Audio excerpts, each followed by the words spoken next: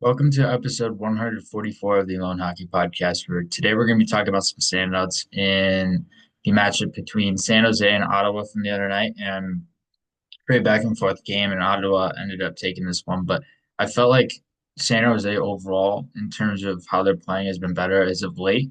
And I know they're not necessarily winning a ton at the same time, and they're still at the bottom of the league, but I feel like they played a little bit better in terms of their younger players stepping up a little bit. I feel like that's been a standout and notable quality of theirs, and that's been a really good sign to see. Guys like William Eklund, Will Smith, Celebrini, ever since returning from injury, I feel like those guys have really taken steps forward and really have allowed San Jose to be able to generate some degree of offense. And yeah, like I said, San Jose isn't necessarily the best team right now, but it's a bright spot that they have their younger players going. So we'll start with San Jose. Will Smith had a really sick assist on one of their goals. I believe it was Mario Ferraro's goal, and just really sick play, really sick seam pass to be able to find the weak side, freeze the goalie, and make that no look pass. It was just an excellent, really excellent pass, and you could really tell that Smith is playing a little bit better lately too. Been a slower start for him to the season, but I don't vision him going down to San Jose in the AHL. I envision him staying up. I feel like he's a guy that's going to play the full season with San Jose, regardless of how he plays in the short term. And he looked really good in this game. And like I said, 2 points. I felt like he was just standing out in terms of playmaking, generating playmaking quality, making passes from interior, shooting from interior, just a lot of those exceptional qualities that he showed at BC last year that have not necessarily translated to the league thus far, but he's shown them in spurts, and even showing them in spurts is a good sign. And still having that degree of skill and showcasing it on a regular basis is something that he's going to have to work on a little bit more, but it's still there, and you can still see the skills there. Then, of course, Macklin Celebrini, I felt like he had that really nice tap and goal off that pass from William Eklund at the net front, who was juggling the puck. He ended up making a really nice pass under pressure, and just a really sick play, really nice seam pass. And Eklund had a really good game as well, likewise, and was playing really well and very consistent overall.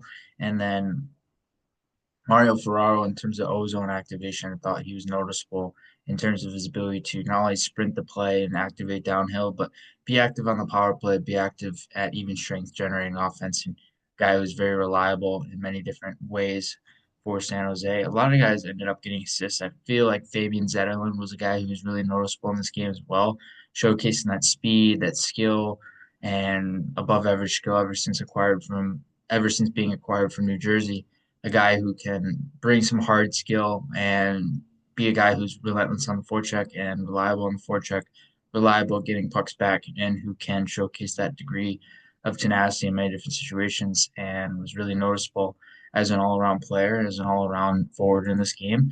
And then for Ottawa's side, Tim Stützle, 3 points, 3 assists, just with buzzing all game long. He's been very consistent at generating multi-point games this season, especially assists.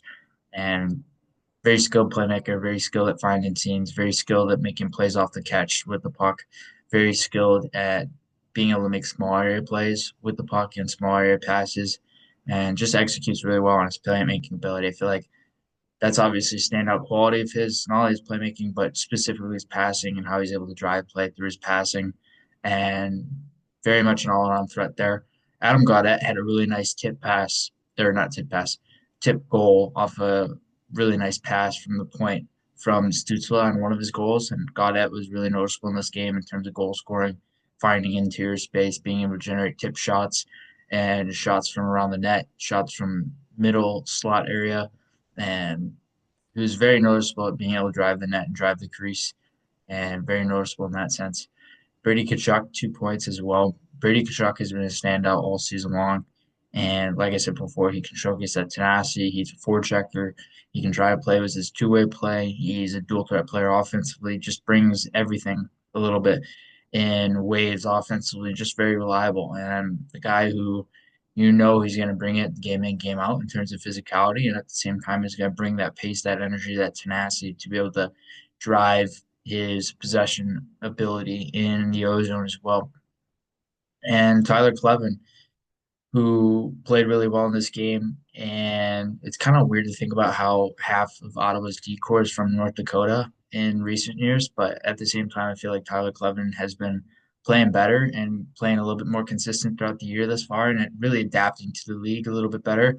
feel like as a shutdown defenseman, that's where you notice him the most in terms of defending line rush, defending with a stick, controlling gaps from afar, and being able to control space from range, given that he's, I believe, 6'4". So certainly helps him be able to control space that way, being that height and being able to have that longer reach. And he controls a larger radius of space with his stick, and he's very good at defending with his stick. His stick detail is noticeable, and he's very much in control of his stick and his positional play there. Josh Norris, another guy who was actually drafted by San Jose and ended up getting traded to Ottawa in the Erik Karlsson trade. I felt like Josh Norris had a really good game against his former team, and the team that drafted him just was standing out all across the board offensively and had one goal in this game. He was noticeable as a play driver and noticeable as a playmaker and brings that dual threat play. You're just looking for a little bit more consistency out of him, given that he's a top six center, but at the same time, he's still been playing good hockey and he's looking to get to back to that consistent form since he has returned from injury as well.